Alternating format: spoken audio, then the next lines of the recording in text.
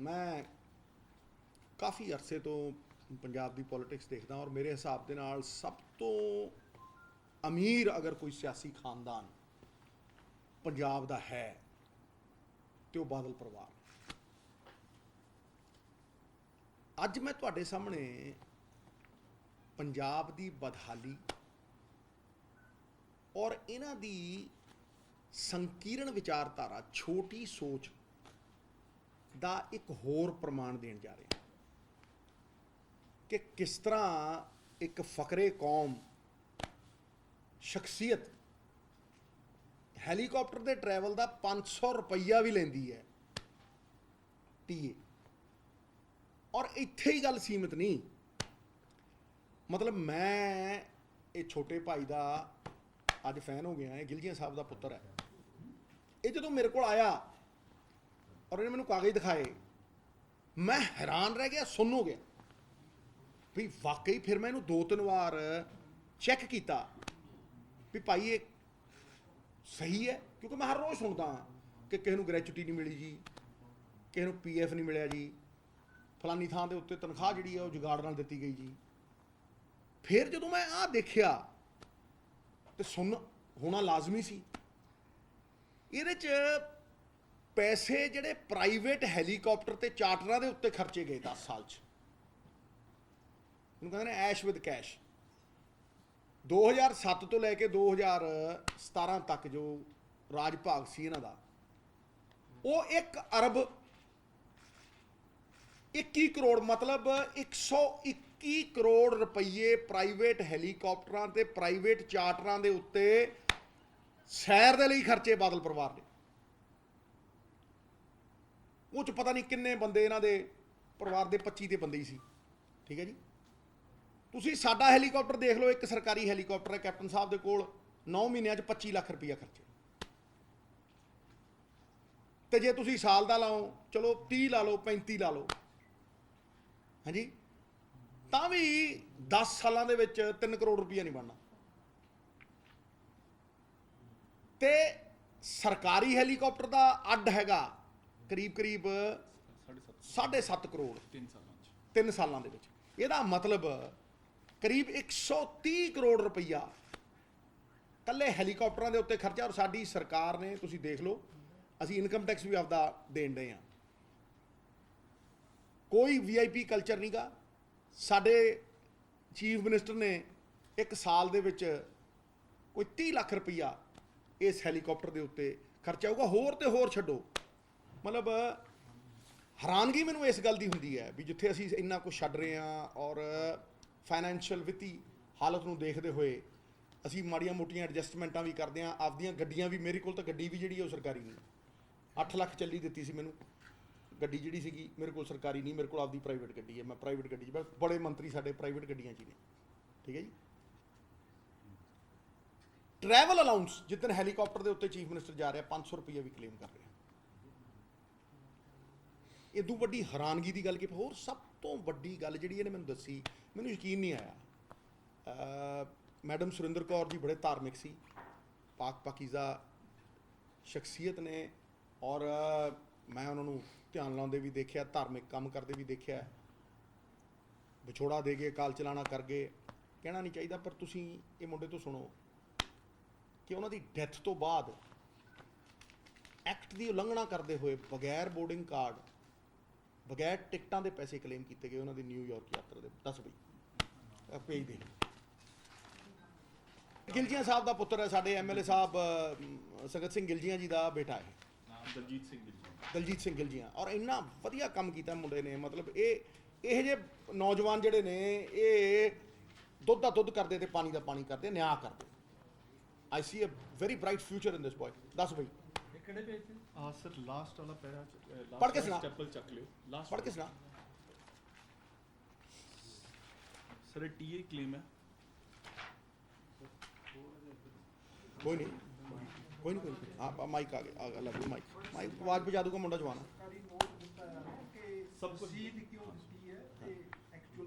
हाँ sir last page पे 23/8/2012 का एक बिल है TA claim, madam Surinder Kaur Badal जी का, 7,97,354 रुपए का एक बिल है।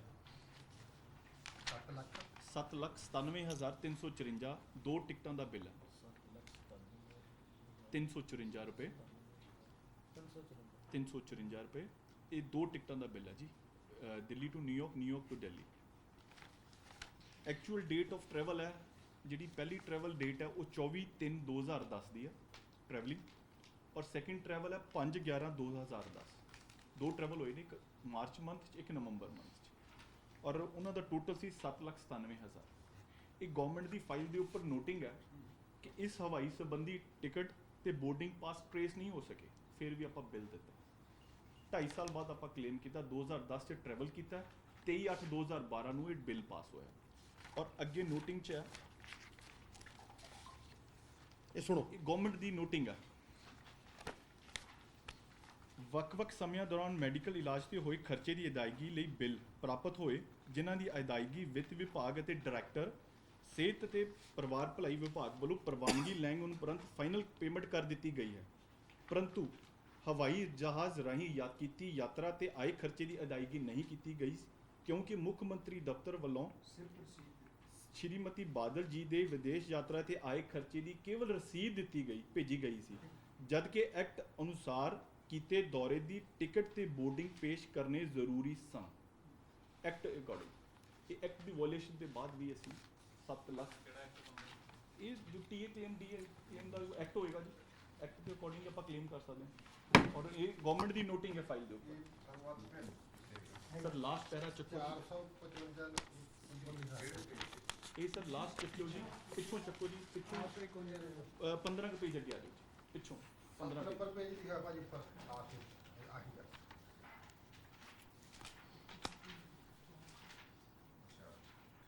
ਠੀਕ ਹੈ ਜੀ। ਉਹਦੇ ਅੱਗੇ ਨੋਟਿੰਗ ਹੈ ਸਾਰੀ। ਹੁਣ ਕੈਗ ਲਿਖਦੀ ਹੈ ਕਿ ਜਿਹੜਾ ਹੈਲੀਕਾਪਟਰ ਲਿੱਤਾ ਵੀ ਹੈ 37 ਕਰੋੜ ਦਾ, ਉਹਦਾ ਕੋਈ ਪ੍ਰੋਸੀਜਰ ਹੀ ਨਹੀਂ ਫੋਲੋ ਕੀਤਾ। ਆਰਬਿਟਰੀ ਤਰੀਕੇ ਨਾਲ ਇਹ ਹੈਲੀਕਾਪਟਰ ਲਿੱਤਾ ਹੈ। ਸਾਡੀ ਪ੍ਰੈਜ਼ੈਂਟ ਸਰਕਾਰ ਨੇ 9 ਮਹੀਨਿਆਂ ਦੇ ਵਿੱਚ 22 ਲੱਖ ਰੁਪਈਆ ਹੈਲੀਕਾਪਟਰ ਦੇ ਉੱਤੇ ਖਰਚਿਆ। ਕੋਈ ਚਾਰਟਰ ਪਲੇਨ ਕਿਸੇ ਵੀ ਮਿਨਿਸਟਰ ਨੇ ਅਜੇ ਤੱਕ ਹਾਇਰ ਨਹੀਂ ਕੀਤਾ। ਮੈਂ ਤੁਹਾਨੂੰ ਇਹ ਦੱਸਣਾ ਚਾਹੁੰਦਾ ਕਿ ਜਿਹੜੇ ਲੋਕ ਅੱਜ ਆਤਮਤਾਈ ਬਣ ਰਹੇ ਆ, ਇਹ ਆਪਣੀ ਪੀੜ੍ਹੀ ਥੱਲੇ ਸੋਟਾ ਮਾਰ ਕੇ ਜਦੋਂ ਦੇਖਣਗੇ ਤੇ ਲੋਕਾਂ ਨੂੰ ਜਦੋਂ ਇਹ ਪਤਾ ਲੱਗੂਗਾ ਵੀ ਇਹ ਕਰਦੇ ਕੀ ਰਹੇ ਨੇ ਔਰ ਕਿੱਦਾਂ ਇਹਨਾਂ ਨੇ ਸਟੇਟ ਦਾ ਖਜ਼ਾਨਾ ਉਹਨੂੰ ਢਾਹ ਲਾ ਕੇ ਕਿਸ ਤਰ੍ਹਾਂ ਇੱਕ ਨਿਰਮਮ ਤਰੀਕੇ ਦੇ ਨਾਲ, ਜ਼ਾਲਮ ਤਰੀਕੇ ਦੇ ਨਾਲ ਇਹਨਾਂ ਸਟੇਟ ਦਾ ਖਜ਼ਾਨਾ ਲੁੱਟਿਆ। ਇਹ ਬਹੁਤ ਵੱਡੀ ਚੀਜ਼ ਹੈ। ਪਾਰਦਰਸ਼ਤਾ, ਅਕਾਊਂਟੇਬਿਲਿਟੀ ਇਹ ਉੱਤੋਂ ਸ਼ੁਰੂ ਹੁੰਦੀ ਹੈ। Fish start to stink at the head ਤੋਂ ਸ਼ੁਰੂ ਹੁੰਦਾ ਸਾਰਾ ਕੁਝ।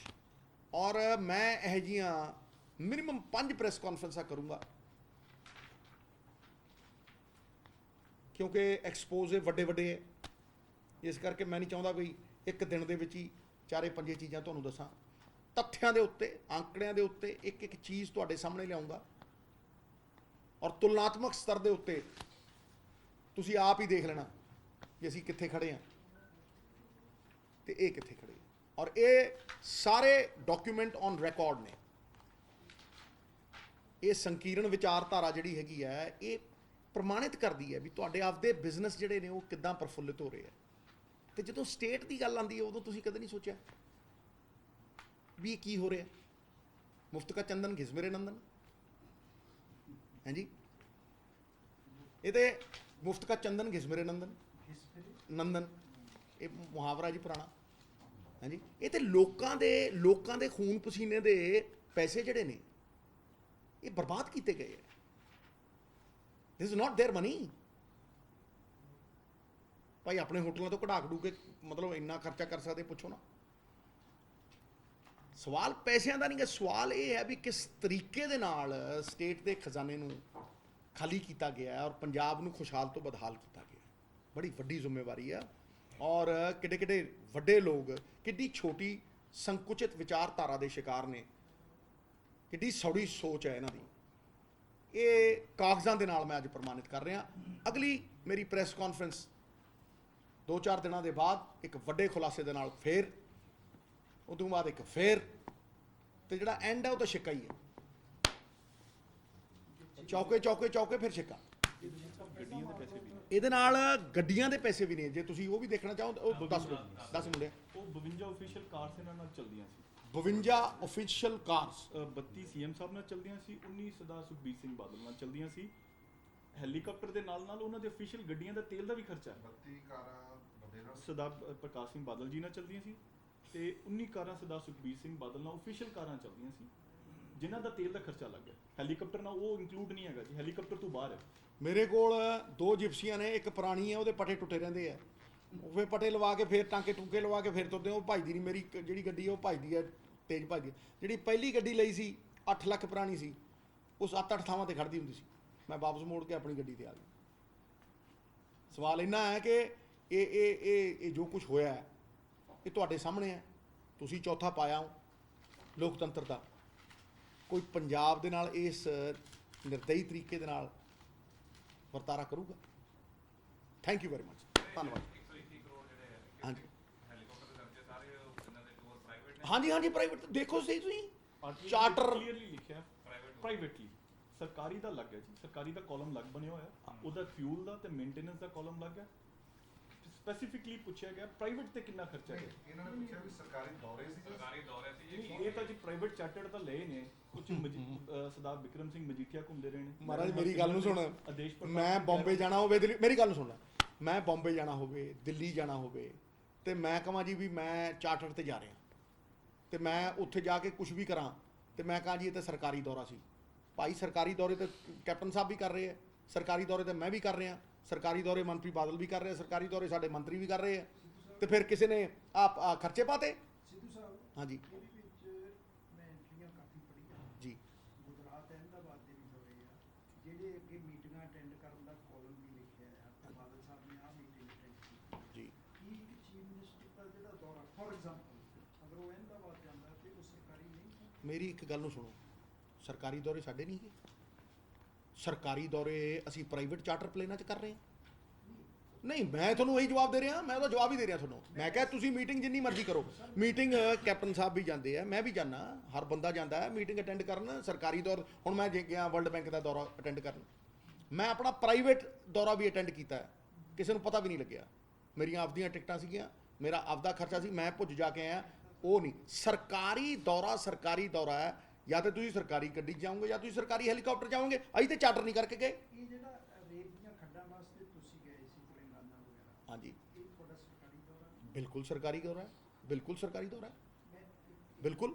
ਹਾਂ, ਕੀ ਸਰ ਰੂਲ ਦੇ ਮੁਤਾਬਕ ਇੱਕ ਚੀਫ ਮਿਨਿਸਟਰ ਤੇ ਇੱਕ ਮੰਤਰੀ, ਹਾਂਜੀ ਅਗਰ ਉਹ ਸਰਕਾਰੀ ਦੌਰੇ ਤੇ ਜਾਂਦਾ ਹਾਂਜੀ। ਤੇ ਕੀ ਉਹ ਪਲੇਨ ਦਾ ਹੱਕਦਾਰ ਹੈ? ਮੈਂ ਸਰਕਾਰੀ ਕਿਹਾ ਅਫਸਰ ਪਲੇਨ ਦਾ ਹੱਕਦਾਰ ਹੈ, ਚਾਰਟਰ ਦਾ ਹੱਕਦਾਰ ਨਹੀਂ ਹੈ। ਪਲੇਨ ਦੀ ਟਿਕਟ ਹੈ 15,000, ਚਾਰਟਰ ਦਾ ਖਰਚਾ ਹੈ 2 ਕਰੋੜ।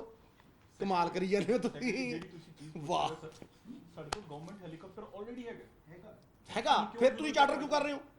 ਜੇ ਆਪਾਂ ਸਾਰੀ ਗਵਰਨਮੈਂਟ ਨੇ 37 ਕਰੋੜ ਰੁਪਏ ਖਰਚੇ ਆ, ਅਫੀਸ਼ੀਅਲ ਯੂਜ਼ ਵਾਸਤੇ ਖਰਚੇ ਆ ਨਾ। ਬੰਬੇ ਜਾਣਾ ਤਾਂ ਜਹਾਜ਼ ਵੀ ਜਾਂਦਾ। ਜਹਾਜ਼ ਜਾਂਦੇ ਆ, ਮਤਲਬ ਤੁਹਾਨੂੰ 15,000 ਚ ਲੈ ਜਾਂਦਾ। ਜਿਹੜੀ ਤੁਸੀਂ ਟੀਏ ਦੀ ਗੱਲ ਕਰ ਰਹੇ ਹੋ, ਸੀਐਮ ਸਾਹਿਬ ਦੇ ਆਪਣੇ ਉਹ ਦੌਰੇ ਦੀ TA, that was not with the chartered flight. ਇਹ ਸਿਰਫ ਸਰਕਾਰੀ ਵਾਲੇ ਦਾ, ਇਹ ਸਿਰਫ ਐਗਜ਼ਾਮਪਲ ਵਾਸਤੇ ਨਾਲ ਹੀ ਚਲਾਇਆ। ਮਹਾਰਾਜ ਜੇ ਮੈਂ ਹੁਣ ਬੰਬੇ ਗਿਆ, ਉਹ ਤਾਂ ਭੋਗ ਤੇ ਵੀ ਗਏ, ਉਹ ਕਿਉਂਕਿ ਸਰ ਇੱਕ ਲੌਗ, ਉਹ ਤੇ ਲੌਗ ਬੁੱਕ, ਹਾਂ ਲੌਗ ਬੁੱਕ ਮਤਲਬ ਮਤਲਬ ਜਾਣੀ ਹੈ ਨਾ ਜੀ, ਜਿੰਨਾ ਵਾਰ ਟਰੈਵਲ ਕਰੋਗੇ ਲੌਗ ਬੁੱਕ ਲੌਗ ਬੁੱਕ ਤੇ ਆਊਗੀ। ਅੱਛਾ, ਦੂਸਰੀ ਗੱਲ ਇਹ ਹੈ ਵੀ ਮੈਂ ਹੁਣ ਕਹਿੰਦੇ ਬੰਗਾਲ ਵੀ ਗਏ।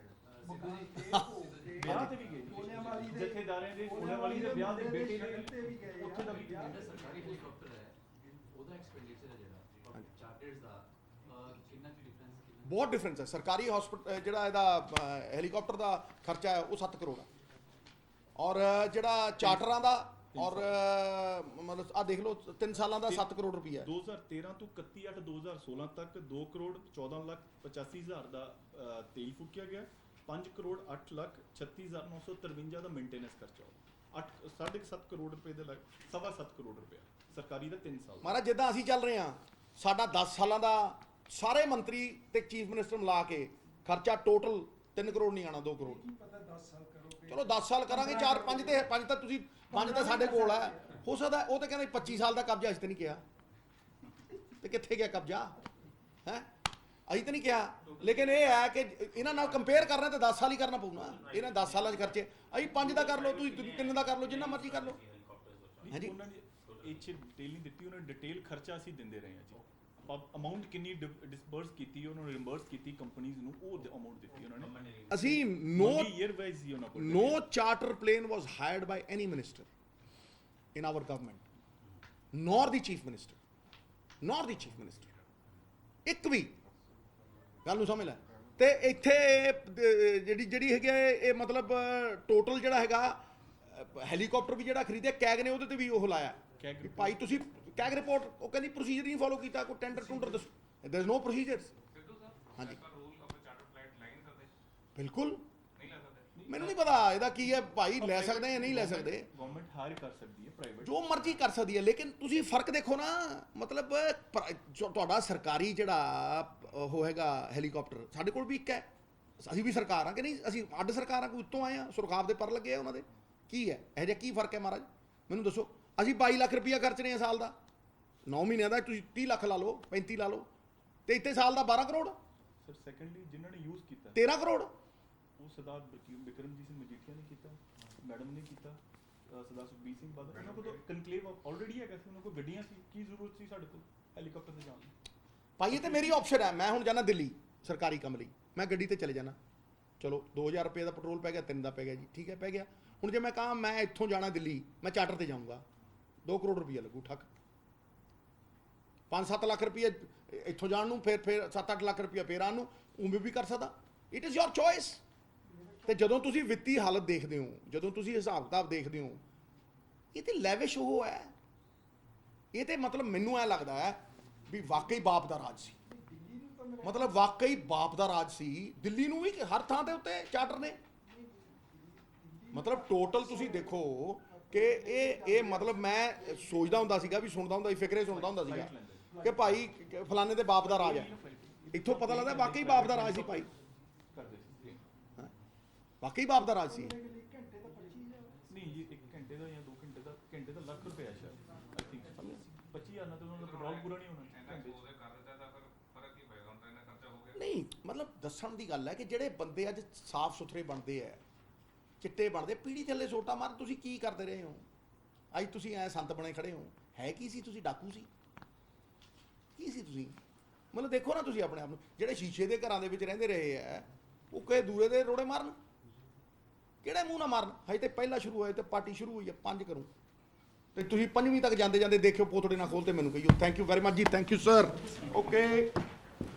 ਅੱਛਾ ਸਰ ਲਾਓ ਇੱਕ ਮਿੰਟ। ਬੜੀ ਸੋਹਣਾ ਸਵਾਲ ਕੀਤਾ ਕਿ ਇਸ ਗੱਲ ਤੋਂ ਮੈਨੂੰ ਅੱਗੇ ਵਿਚਾਰਧਾਰਾ ਨਾਲ ਕੜੀ ਜੁੜਦੀ ਹੈ। ਮੈਂ ਇਨਕੁਆਇਰੀ ਦੀ ਮੰਗ ਕਰੂੰਗਾ ਜੀ ਫਾਈਨੈਂਸ ਮਿਨਿਸਟਰ ਤੋਂ ਵੀ ਤੇ ਆਨਰੇਬਲ ਚੀਫ ਮਿਨਿਸਟਰ ਤੋਂ ਵੀ, ਟਕਾ ਕੇ ਲਿਖੂੰਗਾ ਚਿੱਠੀ ਵੀ ਤੁਸੀਂ 22 ਲੱਖ 'ਚ ਜਾਂਦੇ ਹੋ, ਸਾਲ 'ਚ ਤੁਹਾਡਾ 30 ਲੱਖ ਦਾ ਖਰਚਾ ਹੈ, ਇਹਨਾਂ ਦੇ ਕਿਹੜੇ ਸੁਰਖਾਬ ਦੇ ਪਰ ਲੱਗੇ ਨੇ ਵੀ ਇਹ 13 ਕਰੋੜ ਦਾ ਖਰਚਾ ਕਰਦੇ ਆ, ਜਾਂ ਜਵਾਬ ਦੇਣ ਵੀ ਵਾਕਈ ਇਹਨਾਂ ਦੇ ਪਿਓ ਦਾ ਰਾਜ ਸੀ। ਕਿਹੜੀ ਬੱਸ ਦੀ ਇਨਕੁਆਇਰੀ ਕਰੋ? ਨਿਲਾਮ ਕਰਤੀ ਮੈਂ, ਇਨਕੁਆਇਰੀਆਂ ਕਰਾ ਕੇ ਨਿਲਾਮ ਕੀਤੀ ਹੈ ਭਾਈ। 9 ਕਰੋੜ ਦਾ ਖਰਚਾ ਹੋਇਆ ਉਹਦੇ ਤੇ, 9 ਕਰੋੜ ਦਾ ਖਰਚਾ ਵੱਟੇ 70,000 ਤੇ ਯਾਰ ਘਾਟੇ ਦੇ ਨਾਲ ਤੂੰ ਹੋਰ ਵੀ ਤਾਂ ਦੇਖ ਨਾ, ਇੰਨਾ ਹੀ ਘਾਟਾ ਨਹੀਂ ਹੈ। ਜਿਹੜੇ 30 ਪਿੰਡ ਰੋਡ ਤੇ ਜਿਹੜੀਆਂ ਜੱਟਾਂ ਦੀਆਂ ਫਸਲਾਂ ਬਰਬਾਦ ਕਰਤੀਆਂ, ਉਹ ਕਹਿੰਦੇ ਦੇਖਿਆ ਇਨਕੁਆਇਰੀ ਕਿਉਂ ਮੰਗਾ ਮੈਂ? ਹੁਣ ਅਸੀਂ